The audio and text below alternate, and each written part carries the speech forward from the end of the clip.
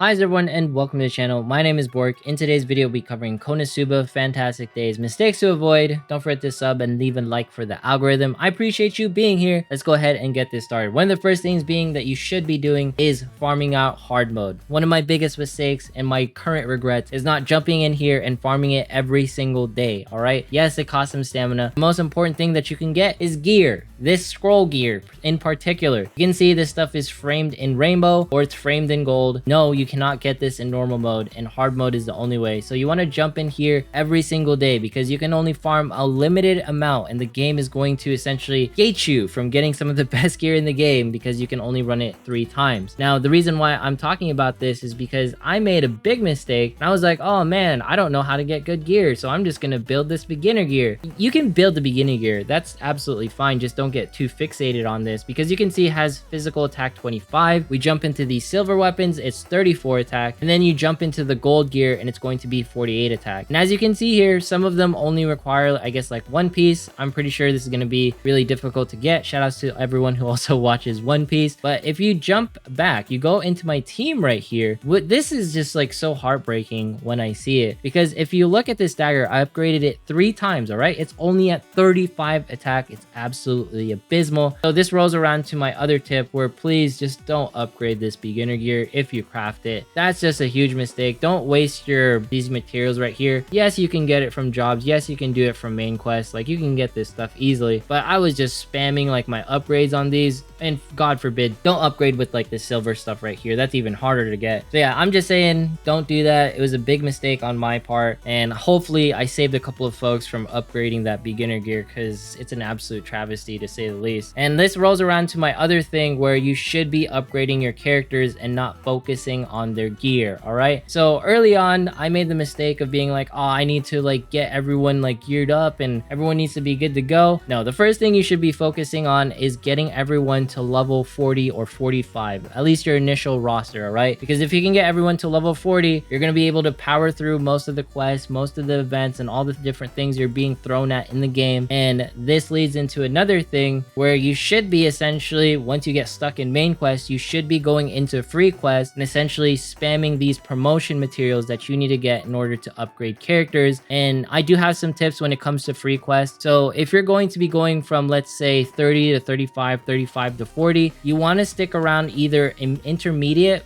at least at the beginning part. And then if you need to farm like these chalices right here, these silver ones, you're going to want to jump into advanced mode. I don't recommend, for example, farming out like the easier stuff like this one, like the normal elixirs. Farm that here in intermediate. Don't farm it in advanced, because essentially in advanced it's going to be a lot more difficult to acquire these. So let me show you an example really quick. I don't need to farm this one in particular. Let's farm something else. It's going to be, let's say, this one right here, these little crystals, right? So we're going to farm advanced mode really quick just so you guys can see it. We're just going to use 1 ticket. Yep, some stamina. That's completely worth it. You can see here I got 4 of like the wind crystals, right? That's what I need. And if I jump back and I go in intermediate, this for me has been more consistent for at least dropping like the lower end material. You can see I got 4 as well, but sometimes at the higher level stages in advanced, it doesn't always drop like the lower end stuff. In my opinion, you should farm intermediate at least in the early game, and then if you need the silver chalices or if you need higher end gear, then feel free to farm advanced. And of course, farm like ultimate whenever you need it. I don't really need it yet because I guess that's like level 45 plus, and right now like my highest leveled character is going to be level 44. So that's going to be one of the first things that you want to focus on, making sure you do those free quests. One of the most important things is never skip out on these gold characters or these 3-star characters. All right, so for example, Dust right here has the trait of increasing physical attack by 5%, and if you look at all the different skills, they're going to be doing some sort of like physical attack. Even like this lightning based one, it's just going to be dealing some physical damage as well. I'm not sure how the multipliers goes, but I'm pretty sure physical attack has some sort of contribution. Essentially, this trait is extremely rare, and if you upgrade him, even though he's at 3-star, you can put him on the sub slot, and then you can do stuff like this since you have a high leveled sub slot character and you also have a good trait that coincides with the characters. Essentially, you can take advantage of this factor. So let's go ahead and jump into this really quick because this is kind of important. You can see all the stat breakdowns and what everything essentially essentially does. And you can see these traits are essentially from the sub members and also the weapons. But most importantly, the sub slots are going to be either giving you 30% or 40% boost on like your HP, magic defense, and all the different stats, right? So don't be afraid to essentially upgrade 3-star characters, because essentially the good ones will flow into your sub slots. And another thing is focus on your main party team, like the initial 5 or initial 3, and then you can start working on the sub slots after. Please just don't get fixated on gear in the early game. Just don't be afraid to essentially upgrade stuff that you think is worth it. So for example, if you saw earlier, one of the biggest things is my traits sort of match,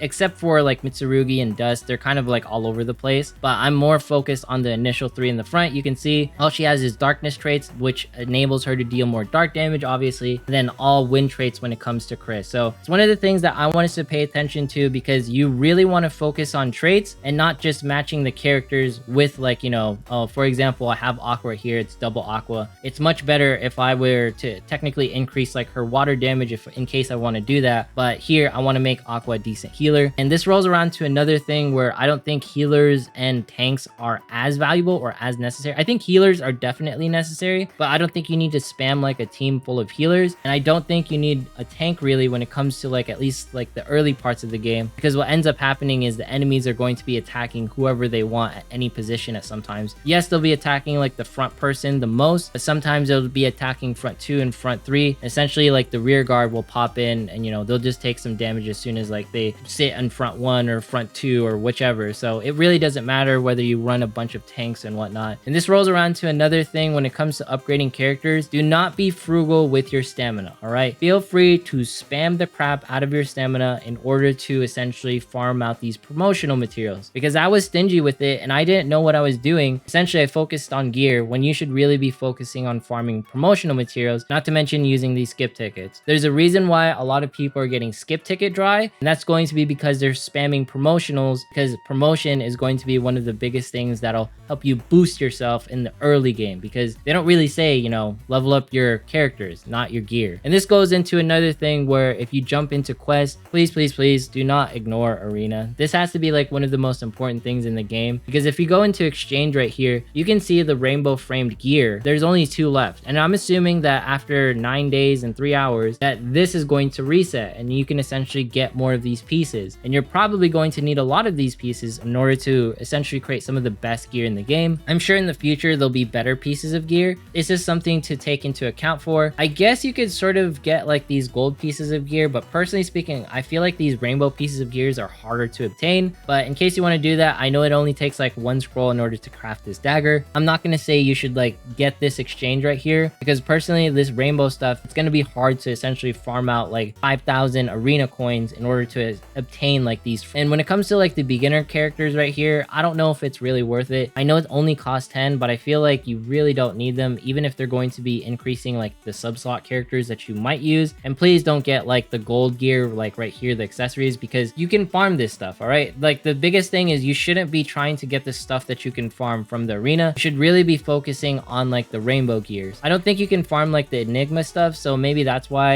it might be tempting to get that. But personally, it's short-term gains compared to like the actual rainbow gear. That's like as much as I want to talk about that. It's up to you whether you think it's worth it to get. And lastly, let's go ahead and talk about events. Please don't ignore this section, because there is going to be an exchange where you can essentially get like limited stuff. For example, these skill potions. They're not going to come back until the next time summer rolls around or whenever this event rolls around. And not to mention like these rainbow frame pieces of gear is pretty decent. When it comes to like the anti-seal gold, you can see you can get it from here too. It was in the arena shop, so don't go crazy trying to farm it from the arena shop when you can get it here absolutely for free just farming the event. In case you're wondering how to essentially get these boss tickets, it says right here you just go do a main quest and essentially you'll be handed out these boss tickets. And if you do like the initial run, like the first runs, you'll be doing it for free, as you can see, first try 0. But you can also see here like the framed gold gear that we were talking about earlier, you can get it absolutely for free. You just want to be going in here actually farming out the event, because this is going to be a great place to essentially end your day, whether it's going to be this event or newer events in the future. You just want to do your events because it's going to be providing you at least decent gear early on, because it's going to be really hard to get like the rainbow gear and not to mention the gold gear later on, because it's just going to be more and more scarce. In the early game, like the bronze and silver stuff, I feel like that's just a trap in order to like get people to make mistakes in the game. I don't know why it's there, because you know,